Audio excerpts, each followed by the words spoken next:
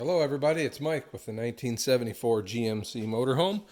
I just wanted to show you my setup here. You can kind of see the compressor and then this aluminum plate here that I've mounted 4 solenoids to, and I will talk a little bit about the solenoids. I just was on Amazon, I bought them. They were inexpensive, about 10 bucks a piece, which seemed perfect to me.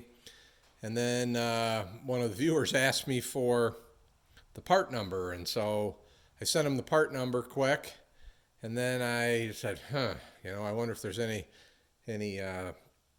specs that aren't going to be any good before I tell this person that it works. So I went out and looked at them. These are only rated to 110 psi, or 116 actually, 116 psi.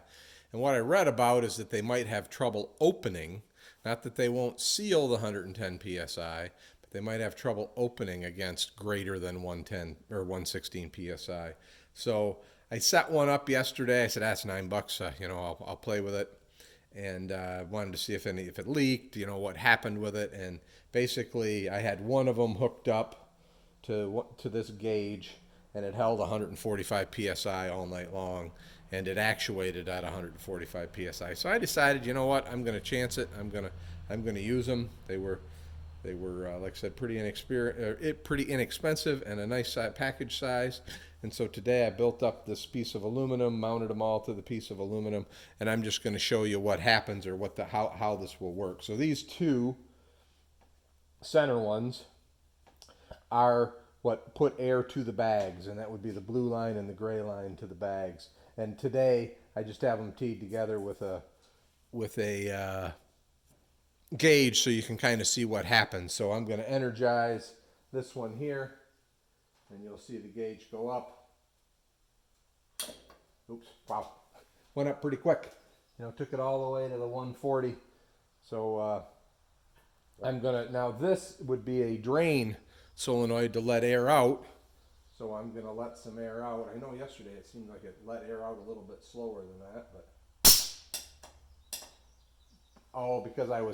because I had the reservoir of the tank. But you can see that let the air out.